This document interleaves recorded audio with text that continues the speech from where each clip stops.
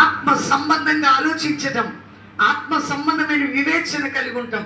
అందుకని మీరు ఎఫెసీ 6:10 చదివితే మీకు అర్థమైంది. 10, 11, 12 చదవండి. తుదకు ప్రభు యొక్క మహాశక్తిని బట్టి ఆయన యందు బలవంతులై ఉండుడి. ఎవరై ఉండాలంట చెప్పండి. ఏ శక్తిని బట్టి అమ్మా? గట్టిగా చెప్పాలి. ఏ శక్తిని బట్టి? ఏ శక్తి?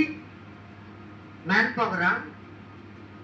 మీకు బంగారం ఉండొచ్చు, ఇల్లు ఉండొచ్చు, బ్యాంక్ బ్యాలెన్స్ ఉండొచ్చు, లేకపోతే ఒక ఆటో ఉండొచ్చు, కారు ఉండొచ్చు, ఏమీ లేకపోవచ్చు.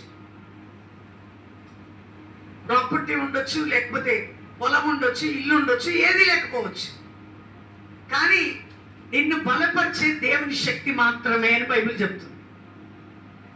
తుదకు దేవుని యొక్క మహా శక్తిని బట్టి చెప్పండి. దేవుని యొక్క గట్టి చెప్ప. తుదకు ప్రభు యొక్క గట్టి చెప్పండి. ప్రభు యొక్క అన్న చెప్పండి. ప్రభు యొక్క మహాశక్తి